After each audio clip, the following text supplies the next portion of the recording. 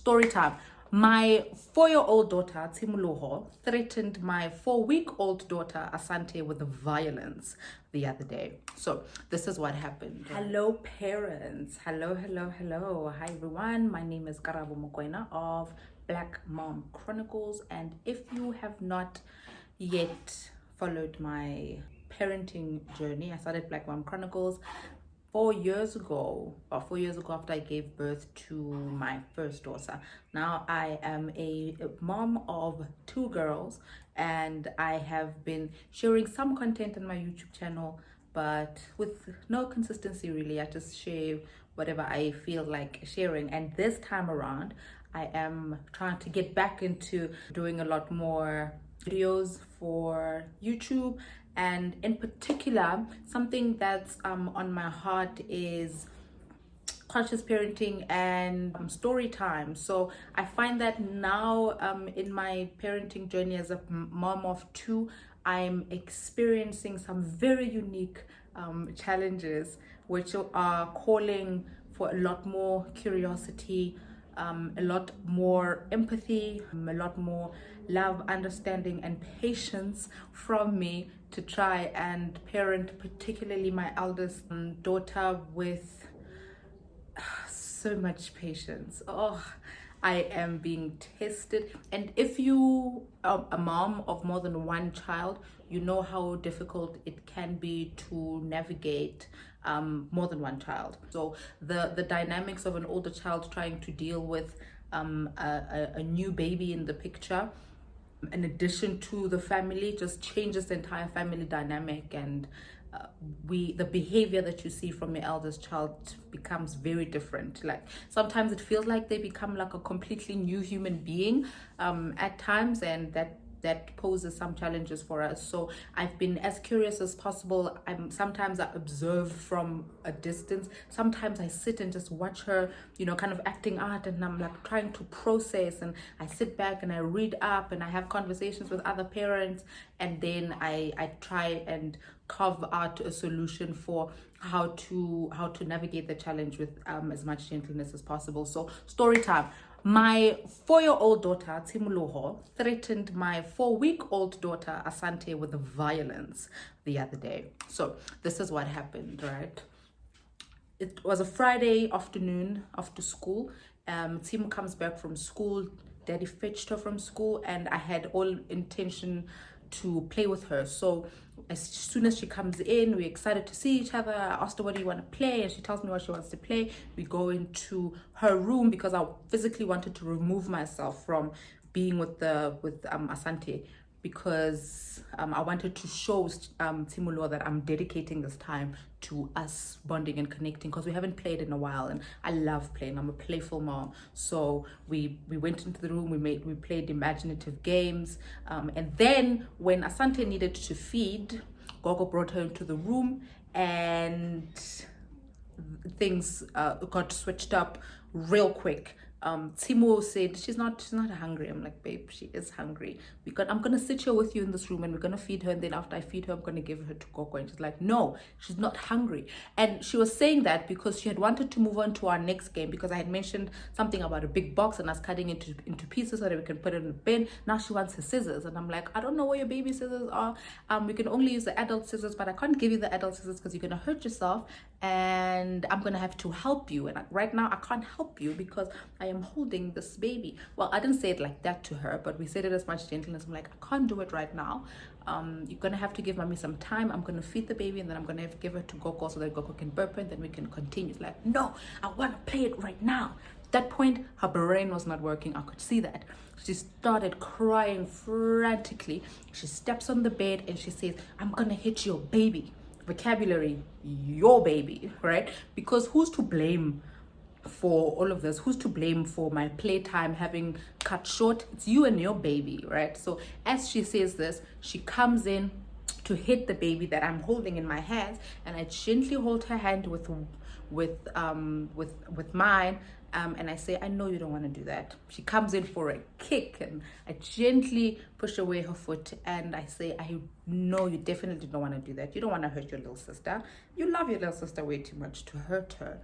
And she says, no, I'm gonna take her and I'm gonna throw her on the floor. I'm like, oh babe, you don't want to do that. You love her way too much, and right now you're just really upset because now I have to feed her and now we can't play anymore. But I promise you, after I'm done, I'm gonna give her to Gogo, and then me and you are going to continue playing. She retreats back. She continues crying, working through the emotions, which I was happy about, because then if she doesn't work through the emotions, she's just still stuck in that mental state of, I want to hit, I'm gonna hit this baby. So I'm glad she was working through the emotions. She was crying about it, and I was just there with her, affirming her that this chapter is going to close very soon. And she doesn't do that all the time. She doesn't want me to demand for me to put the baby down all the time. She sometimes gets so hyped up when I'm feeding because she's so obsessed with my boob.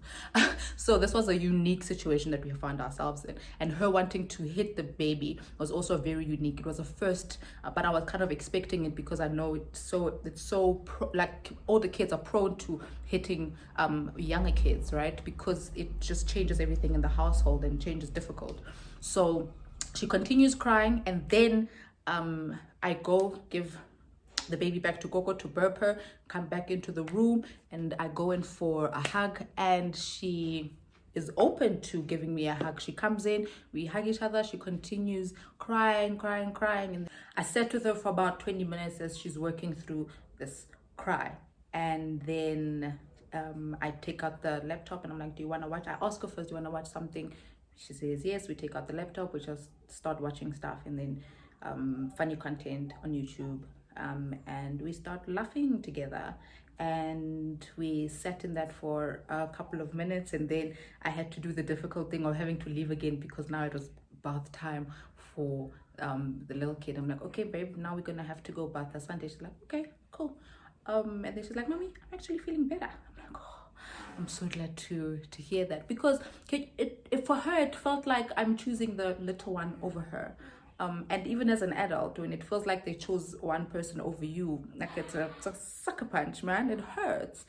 So it hurt for her as well, and that's why I had to reciprocate that with as much gentleness as I possibly can. And I'm glad the first attempt of her wanting to hit the kid worked out that way.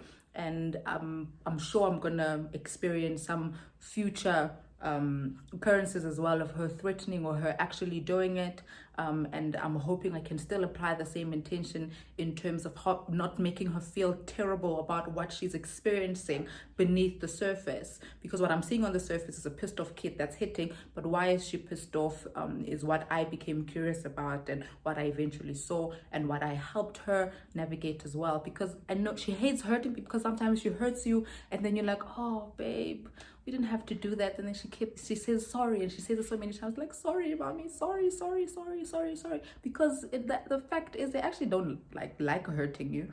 Their brains just tell them to when their brains are on overdrive and their brains are not working. So it's imperative for us to be able to see when their brains are not working, so that we can help them try and regulate, which takes its toll. It takes its toll emotionally on me as well, because now I have to sit and listen to this kid crying. That's not fun. And then it's also very time consuming, and time is one hell of a resource when you are a mom. So the time it took for me to do that was also quite the investment, but I'm glad the end result worked out, because by the time we bought the kid, she was back to her regulated self, and the bath went as successfully as it possibly can.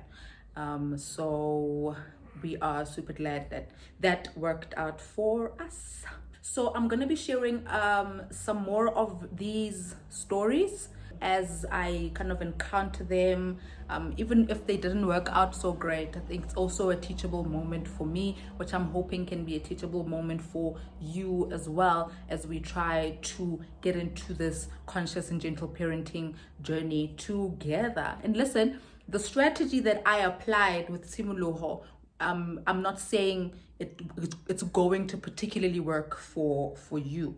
The point is that I just try to approach it with as much gentleness as possible, just to say, I see you, I see that you're hurting right now, and you don't want to exhibit your hurt in this violence that you're trying to portray right now. So how you do that in your own household is completely going to be different. So there's no umbrella strategy of how to deal with a similar situation. There's just an overarching theme in terms of how you can help your kid be able to navigate that. And the biggest one also is us not getting triggered, because I could have been easily pissed off at this child trying to threaten to hit a smaller child, like, how dare you do that? You're an older child, you shouldn't do that. I could have reciprocated that with that kind of energy, and then it's just me being pissed off, and then she's also pissed off, and then everyone is pissed off, and then the whole situation is a bomb. So please do subscribe to my YouTube channel for more of these stories that I'm hoping I can share with as much consistency as I possibly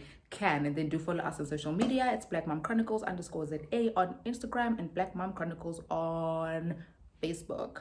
Till the next one, bye.